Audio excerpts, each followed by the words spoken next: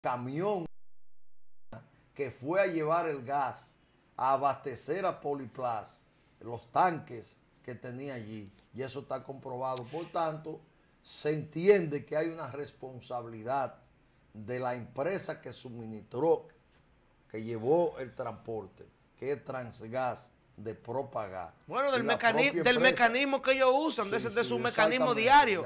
Porque, porque el propio chofer del camión que sobrevivió a la explosión declaró a la comisión que ciertamente lo que pasa es, yo no lo sabía, que el gas natural, cuando sale a la superficie, lo hace con una potencia y bajo grado tan extremo que el que lo toca ahí mismo se quema. Por eso la mayoría es, entonces, el problema del gas natural es al contacto con el oxígeno. Si no tiene, normalmente no es inflamable.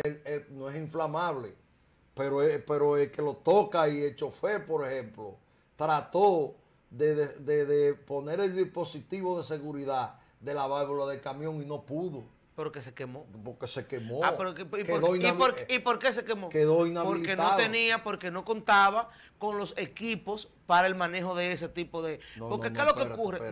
Mira. Espérate. Si tú me dices a mí que él se quemó... No es que tenía manejo... Bueno, es que pero no estaban los guantes especializados para manejar esas válvulas. Es que a mano pelada. Es que nosotros estamos volviendo a lo mismo en este país. Mira qué es lo que pasa aquí en este país. Señor. Es que el escape del gas no estaba previsto en eso. Como no puede estar previsto en ningún otro escenario. La válvula explotó. Como no puede estar previsto en ningún otro escenario. Es que nosotros tenemos un problema aquí de seguridad industrial. Es un problema de seguridad industrial. Deja eso así, arréglalo después. Esa pieza está buena, no la cambie. Hay en este... Bueno, Transgas, no importa, con la que no tengo relaciones, que Propagás es una empresa con unos estándares. Aquí hay dos empresas en este país, Tropigás y Propagás, que son de las dos empresas con los más altos estándares aquí. Mira, entonces, eso no es un tieto de camión. Pueden tener, entonces, si ese no es un tieto de camión, ¿qué será de los tietos de camiones que andan? Sí. ¿Qué será? Porque, pero no hay que ser un especialista, para cuando usted ve un camión de esos que andan transportando combustible en la calle, que usted lo ve, en las condiciones que andan esos vehículos, que ni lo lavan las empresas. Entonces, el mantenimiento. Oye, depende del combustible también. Porque no es lo mismo un camión para transportar gas natural, para transportar GLP, o para transportar, por ejemplo, oxígeno, para transportar gasoil. No es lo mismo. Los niveles de seguridad que tiene que tener un camión que transporta, por ejemplo, oxígeno, no es el mismo que tiene que tener uno que transporta gasoil. No es el mismo.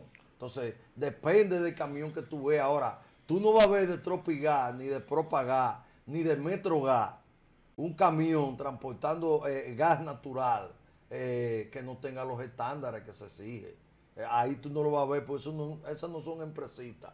Y fíjate que yo no tengo relaciones con Propagás, el mío es Tropigás, pero la realidad es que se ha dicho de eso. Tú entras a una bomba de gas, de Propagás o de Tropigás, y tú ves los estándares de seguridad que hay ahí, que no la hay en estaciones de combustible. Entonces, un camión puede tener un accidente. ¿Qué guante? ¿De qué guante tú estás hablando? Pues tú no sabes qué es, qué sé yo, cuánto bajo cero que tire ese gas natural. 300 grados. Pues tú crees que guante de qué? ¿Guante de a dónde para ponerlo, para agarrarlo?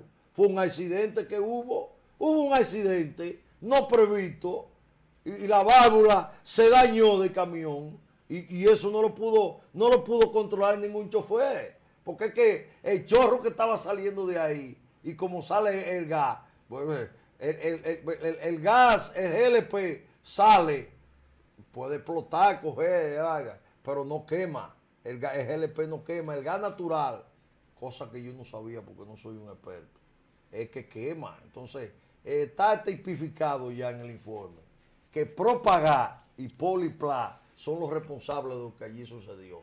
Ahora, que ahí no había sistema de esto, que no había alarma, que el protocolo de lo otro, ya eso es parte del informe también. Eso son parte del informe y eso lo que sí yo... Sino que evidencia lo normal en la cultura del dominicano, que no hay un orden para ese tipo de cosas. Nosotros no estamos preparados para las catástrofes, porque no se piensa que van a ocurrir. Y estas empresas probablemente ni siquiera tienen unos protocolos bien estudiados, elaborados para hacer desalojo en caso de que hayan estados de peligro, estados de contingencia, y se sabe que no lo hay porque esos trabajadores no pudieron advertir, esos trabajadores que estaban ahí no pudieron advertir que se encontraban en un riesgo de muerte. No entonces, se tocó una alarma que indicara tampoco. Pero suponiendo que no se tocara la alarma, porque eso es técnico y se puede dañar también, es que ellos no estaban educados.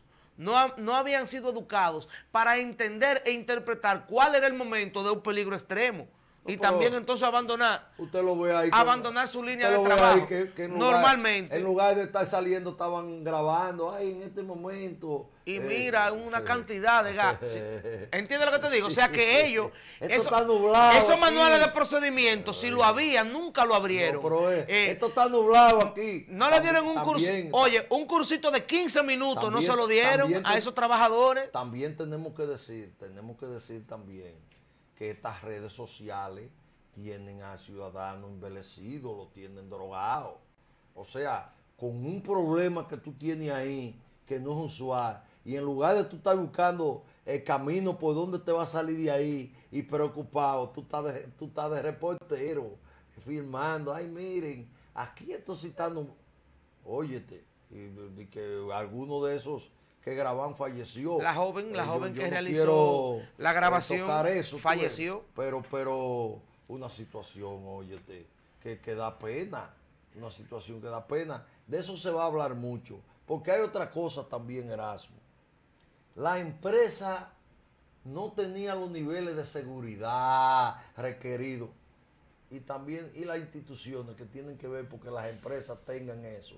¿Qué habían hecho? No, pero que esa es la queja. Y yo decía el viernes pasado, que el problema se evidenció con un accidente lamentable donde han fallecido ya hasta ahora 8 personas, pero que hay que ver la cantidad de empresas que hay en ese lugar, porque yo conozco villas agrícolas desde que era niño. Yo visitaba las instalaciones de la empresa de una naviera llamada Teodulo Aquino. En el año 1984, porque la administradora de esa empresa era una tía mía. Teodulo Aquino. Y él había construido al frente de su empresa, oiga esto, un habitacional para darle facilidades de vivienda, aparte de los empleados de esa empresa, de los que tenían posiciones más, porque laboraban ahí mismo, muy cerca. Ahí hay más de 200 empresas que son fábricas muy viejas, y la mayoría tienen que estar trabajando con los mismos equipos que trabajaban hace 40 años, porque aquí las fábricas no se modernizan. Ahí está Colgate Palmolive, Cartoner Hernández, Bostich Dominicana, Scotch. Todas esas empresas están ahí y siguen estando en el mismo lugar. Entonces se ha poblado ese lugar. Han llegado más personas, ha proliferado el crecimiento de los comercios, han entrado bancos, han venido escuelas porque son zonas pobladas donde hay una densidad poblacional, donde originalmente lo que había era un centro industrial, así a la derecha del cementerio. ¿Usted sabe dónde eso está ubicado? Sí. Ajá, entonces, en la Máximo Gómez, a mano derecha, ok. Eso era una zona... Donde está Café Santo Domingo. Eso era una zona, y donde estaba Fósforo Sol, donde estaba... Porque eso es lo que pasa ahí. O sea, eso era una zona industrial. Pero ahí estaba Fósforo Sol, porque Fósforo Sol era de Cartoner Hernández. Sí, pero después la llevaron, la sacaron de ahí por el mismo riesgo. Sí, o sea, estamos hablando... Ahí estaba también Cemento Colón. Yo le estoy diciendo, ahí estaba Sociedad Industrial Dominicana, frente a Cartoner Hernández. La Manicera. Estaba ahí.